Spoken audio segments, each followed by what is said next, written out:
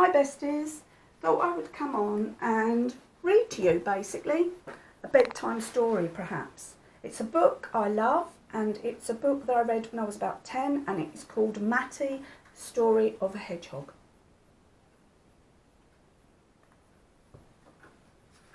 Obviously I'm not going to read it all in one go, so it's going to carry on for a few days or whatever. It was a warm afternoon in mid-May when old Tom Endicott, scything of grass along the edge of the ditch in the grounds of the old hall, disturbed two hedgehogs. They tumbled down the steep side of the ditch and ran away into the dead grass and bracken.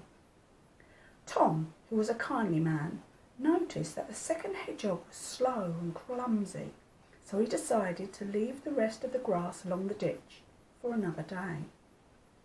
He spent the remainder of the afternoon cutting back the tangled mass of creepers which had grown over the tool shed.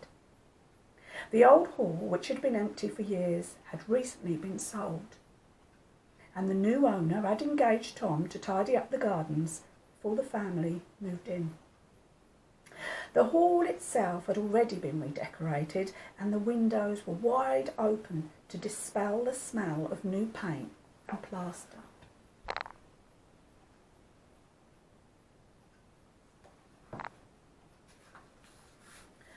When Tom went home for his tea, he told his granddaughter Elaine about the hedgehogs. "Please, Grandpa, let's go and find them. Please, please, please, Grandpa." Elaine was hopping up and down with excitement, and Tom, who could never resist her coaxing, finished his tea and walked with her back to the old hall. The day was slipping into night, but the air was soft and warm and sweet with the scent of hawthorn. It was very pleasant wading through the dead leaves and grasses in the ditch. They disturbed a mouse and some spiders, but there were no hedgehogs to be seen. Tom showed Elaine a robin's nest built in a piece of old drain pipe. It held a clutch of 4 red speckled eggs. They also found a few late primroses hidden along the side of the ditch. Soon it became dark, and Elaine was too tired even to think about the hedgehogs.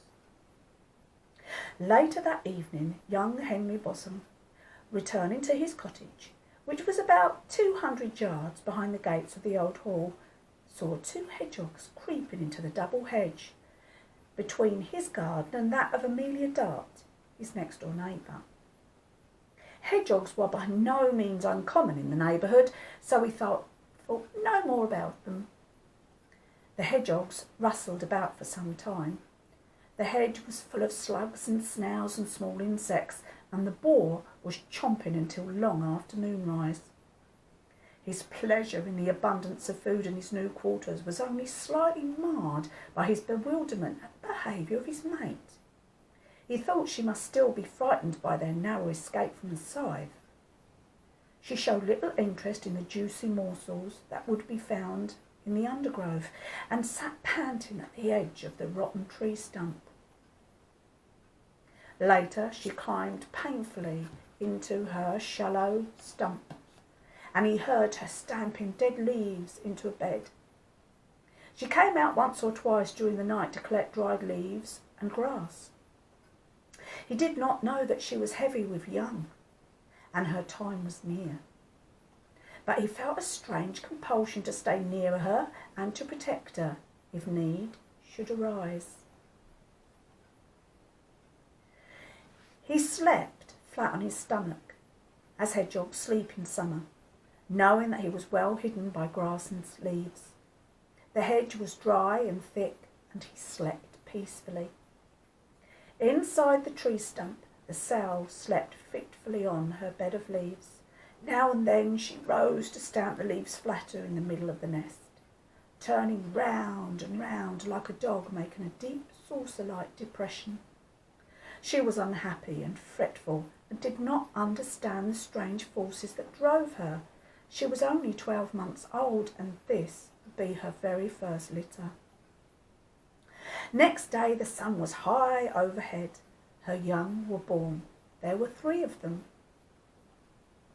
While the sow was still licking her 2 sons and her new female, her daughter, she washed all of them thoroughly with her long pink tongue and tidied up the nest. The little ones snuggled down in the long woolly hair along her flank. They were about the size of pennies and had blunt, undeveloped snouts. They had no prickles, and their eyes were... They had no prickles, and they were a naked, greyish-white colour. Their eyes were closed under wrinkled brows. I wonder what's going to happen next.